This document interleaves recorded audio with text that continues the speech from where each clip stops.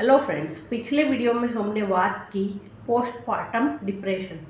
अभी हम देखते हैं पोस्टपार्टम डिप्रेशन को दूर करने के लिए घर का हर फैमिली मेम्बर्स क्या कर सकता है। सबसे पहले तो जब आपके घर में किसी की डिलीवरी होने वाली हो तो कोई ना कोई रिलेटिव जो भी आपके पास है, जैसे कि सास है, सास नहीं है तो हस्बैंड है, आपकी मदर है, उनको सबसे पहले आपके घर के अंदर बुला के रखिए। क्योंकि डॉक्टर आजकल ऑलमोस्ट डिलीवरी डेट दे ही देते हैं पहले से, जिससे पता चल सकता है कि डिलीवरी कब होने वाली है। सबसे पहले उनको बुला लीजिए। अगर बड़ी सिस्टर है, बड़ी सिस्टर को बुला लीजिए, कर लीजिए। आपकी डिलीवरी नॉर्मल होनी है या सी सेक्शन होनी है वो तो आपको पता नहीं है, लेकिन आप पहले से ये काम तो कर सकते हैं कि आपके पास कम से कम 2 इंसान हो। If you are living in a joint family then no problem. अगर जॉइंट फैमिली में नहीं रहते हैं तो कोई ऐसे भरोसेमंद इंसान को बुला लीजिए जो आपकी हेल्प कर सके। आपकी डिलीवरी होने के बाद आपको पेन होने वाला है, ये तो है ही। उस पेन को तो आपको खुद ही सहना पड़ेगा, लेकिन हाँ, बच्चे की केयर करने वाला अगर कोई पहले से आपके पास मौजूद होगा तो आप खुद रिलैक्स रह पाओगे। क्योंकि ये जो प्रॉब्लम है वो आप ही को फेस करनी है। इसके लिए सबसे पहले अगर आपका सी सेक्शन डिलीवरी होता है तो 3 डेज तक ऑलमोस्ट डॉक्टर कुछ भी खाने पीने का ज़्यादा देते नहीं हैं। अगर आप फीड नहीं करवा रही है आपके बेबीज़ को तो टेंशन मत लीजिए, क्योंकि उसमें टेंशन लेने की कोई भी बात नहीं होती है। सी सेक्शन के बाद बॉडी को कम से कम रेस्ट लेने के लिए 72 आवर्स दिए जाते हैं। उस टाइम डॉक्टर खुद एडवाइस करता है कि आपको पूरा रेस्ट करना है। बच्चे को फीडिंग आप बाद में जैसे जैसे आप खाओगे पियोगे तब से फीडिंग आना चालू होगा। तो सबसे पहले तो ये सोचना बंद कर दीजिए कि आप फीडिंग नहीं करवा पा रही, इसकी वजह से गिल्ट में मत आइए। आपकी सोच को पॉजिटिव रखिए कि नहीं, मैं बच्चे को पाल लूँगी। क्योंकि जब आपकी सोच पॉजिटिव हो जाएगी तो पॉजिटिव हार्मोन्स हमारी बॉडी के अंदर बनना चालू हो जाते हैं। जितनी आप रिलैक्स रहेगी उतना ही आप आपका पोस्टमार्टम डिप्रेशन को जल्दी से हैंडल कर पाएगी। अगर घर में सास है तो सास बच्चे को जब लेडी फीड करवाती है तब लेने में देने में, उसके डायपर्स, क्लोथ्स, क्लीनिंग्स, ये सब में मदद कर सकती है।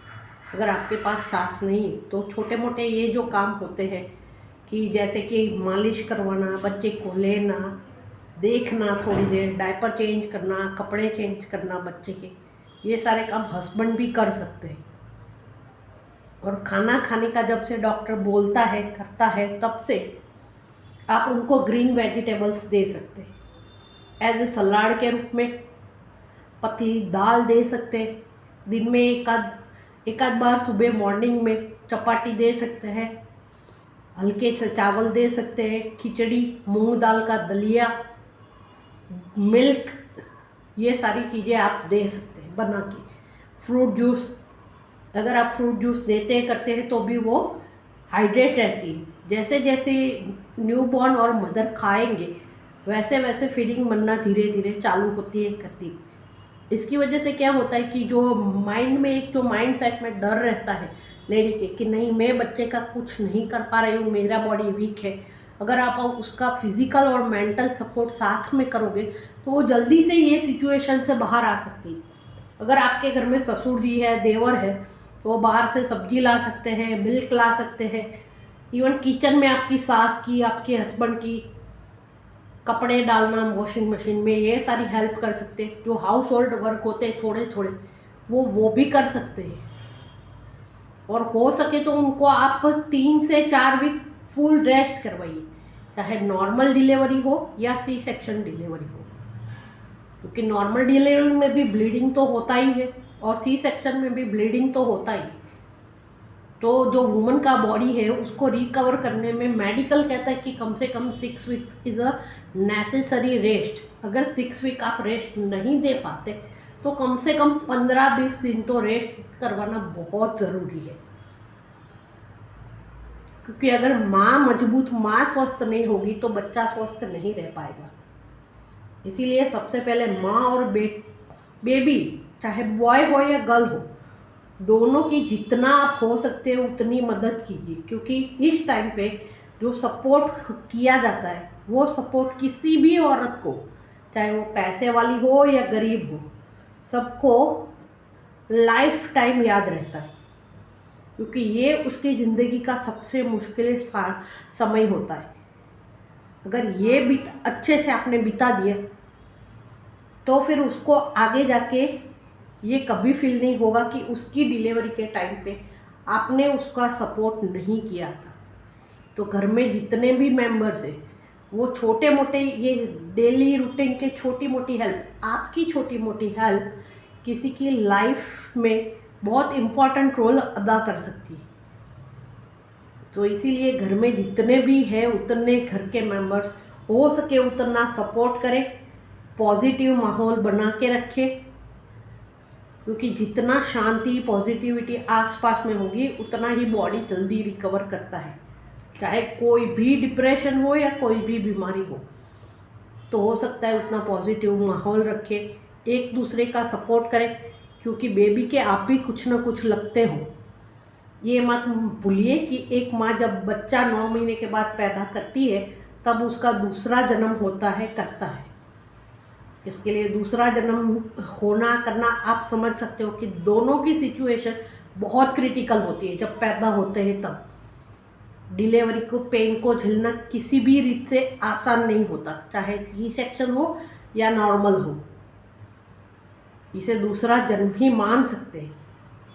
इसीलिए उनको जितना हो सके उतना हाइड्रेट रखें, नारियल पानी पिलाएं, उनको उठने बैठने में मदद करें, घर का माहौल पॉजिटिव रखें, छोटी मोटी बाहर से चीज़ वस्तु लाने में, करने में, हाउस होल्ड वर्क करने में मदद करें। और अगर पैसे वाले हो आप तो एक केयर टेकर भी रख सकते हो। अगर आपके पास कोई नहीं है तो एक केयर टेकर भी रख सकते हो जो आपका छोटा मोटा हेल्प करेगी, आपका हाउस होल्ड वर्क करेगी। तो आपको अकेले भी नहीं रहना चाहिए। इस टाइम में हो सके उतना अकेले ना रहे। क्योंकि जैसे जैसे आप अकेले रहोगे करोगे तो आप खुद ये सारी चीज़ें नहीं कर पाओगे। आप करना भी चाहोगे तो आपकी बॉडी सपोर्ट नहीं करेगी। इस टाइम सपोर्ट लेना किसी भी लेडी के लिए बैड नहीं है। सपोर्ट लेने से, करने से आप अकेले नहीं रहोगे, करोगे। और सबसे पहला आपका थॉट पॉजिटिव कीजिएगा इस सिचुएशन में। क्योंकि अगर आपने पॉजिटिव सोचा है तभी आपकी बॉडी पॉजिटिव हार्मोन्स रिलीज करेगी। अगर आपने नेगेटिव पहले से सोच लिया कि मेरे से नहीं होता,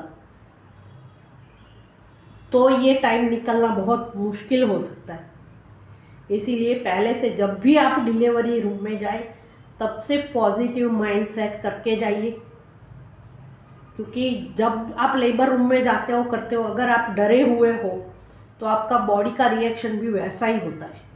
तो लेबर रूम में जाने से पहले मेंटली स्ट्रांग होके जाइए। क्योंकि ये समय ऑलमोस्ट सब लेडीज़ के टाइम में आता ही है लाइफ में, चाहे एक बार आए, 2 बार आए या 3 टाइम्स आए। पहले से पॉजिटिव थिंकिंग के साथ जाइएगा। और जब भी बाहर आइए तब भी पॉजिटिव सोच ही रखिएगा। ये पॉजिटिव सोच और घर का एटमॉस्फेयर ही आपको इस बीमारी से लड़ने की ताकत देगा। Okay, bye, have a nice day.